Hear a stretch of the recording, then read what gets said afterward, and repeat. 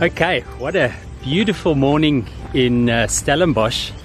I'm out on the banks of the Easter River, which is just down the road from the Faculty of Theology, and it's a beautiful, crisp, clear morning today, and just out here for a little walk, enjoying the good weather. It's absolutely lovely.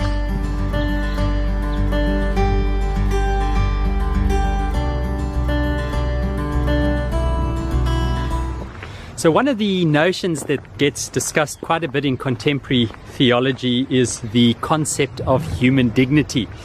And behind this notion and the discussion that frames it is the question, what does it mean to be truly and fully human? In other words, what does it mean for a person to be the kind of human being that God has created us to be? What does it mean to flourish as a human being, to become the fullest possible person that you can be? And this occupies quite a lot of what we do in terms of doctrine, Christian anthropology, but also in terms of our Christian ethics, how we structure society, how we deal with one another in the world, how we deal with people who are the same as us and people who are different from us. Now, one of the best books on the concept of human dignity in the Christian perspective is written by Moltmann, and it's called On Human Dignity. And Moltmann points out that the notion of dignity began to change during the Enlightenment period. Up until that point, the notion of dignity was associated very much with a particular class of people. So dignity was given to persons who belonged to a particular sector of society. For example, the dignified person, perhaps the monarch or the landowner. And it was something that was associated with what you were in society rather than who you are. However, after the Enlightenment, as sentiments began to change about social standing and what it means to be truly human, the fact that our humanity is not tied to the social position that we have in society or what it is that we do or own, people began to ask that question, what does it mean to be truly dignified? And the notions of dignitas and humanitas became quite strongly connected with one another. Now, this notion of humanitas is one which has gained a great deal of prominence in contemporary theology. In fact, John de Gruchy, the South African theologian, wrote a wonderful, wonderful book on Christian humanism. And his discussion of the subject shows that the notion of humanism actually derives from a very ancient or a very old Christian concept that is prominent in Eastern Christian theology, Orthodox theology in particular, and it's the notion of theosis.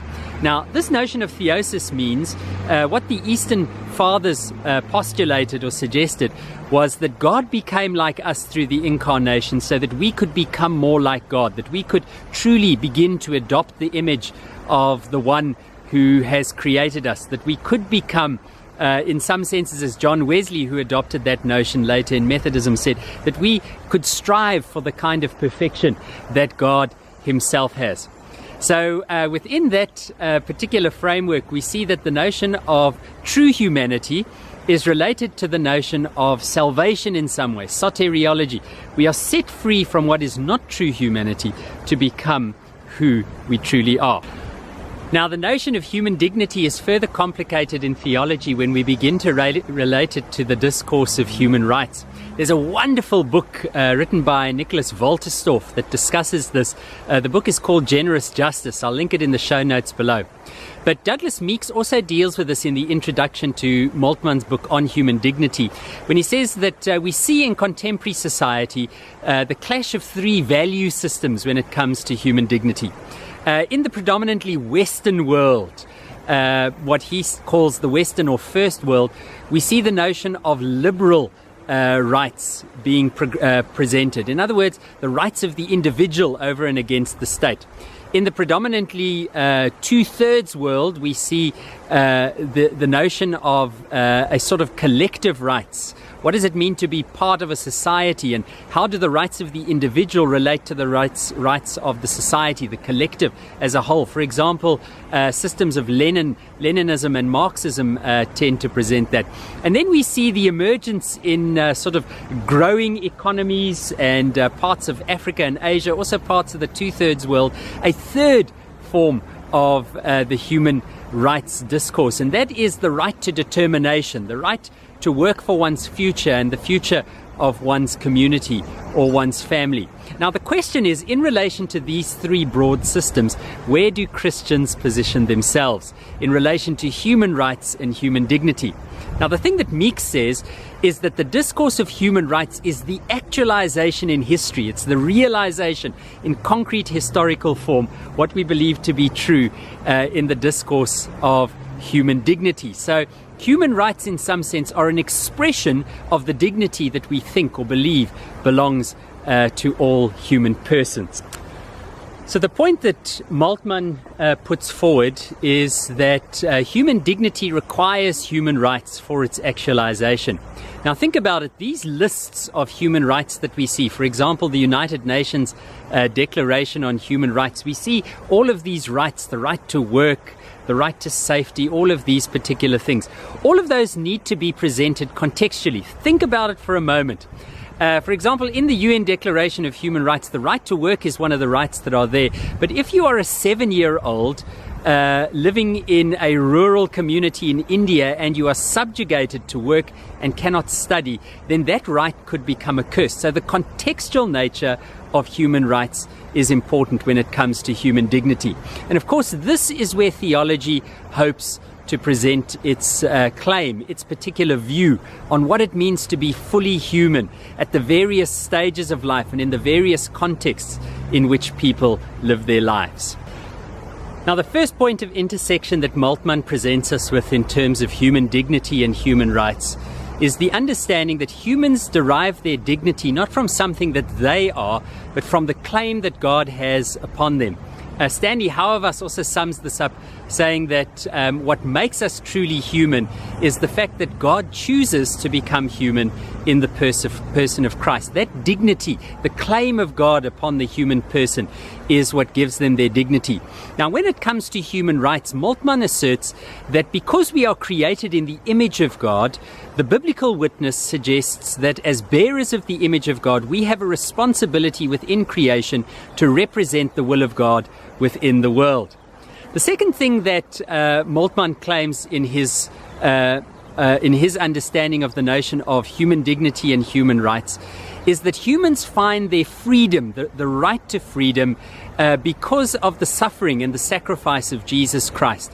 Jesus himself has given his life for the freedom of humanity, and so that basic freedom should be accorded to all, not just to those who profess the name of Christ or who believe in the Christian religion, but freedom is something that belongs to all humanity, again because of God's claim upon the human person. Now, the third element that makes Moltmann's discussion of the intersection between human dignity and human rights in Christian theology so wonderful and remarkable is the understanding of God's eschatological righteousness, the justness of who God is and God's reign. And you'll hear this coming through in my own theology again and again, particularly in the way in which I think about Christian ethics.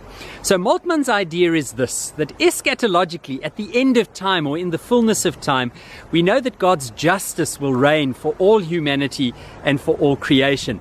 For that reason, Moltmann is often regarded as a theologian of hope. Christians live with a certain hope that God will triumph and the goodness of God's way will triumph in the world. And so that structures not only what we believe about the world, but as a realized eschatology, as a sort of present futurist eschatology, to use the words of Hans Küng.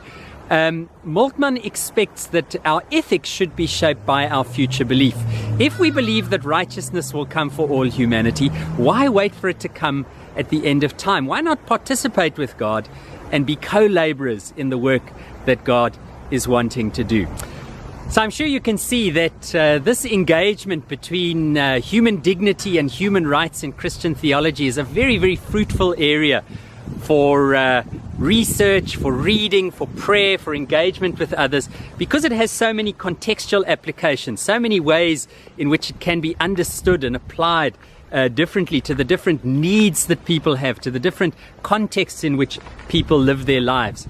So I would like to encourage you to think a little bit about it. I certainly suggest that you begin by reading Jürgen Moltmann's book on human dignity. It really is wonderfully written, and if not the whole book, at least Douglas Meeks' introduction to the book. And then, as I suggested, Nicholas Wolterstorff's book, Generous Justice. I think that really is one of the most wonderful philosophical and theological engagements with the issue of human dignity, human rights, and what it means for Christian ethics. So remember, this is not a lecture, it's just a thought. Thanks for watching today's video.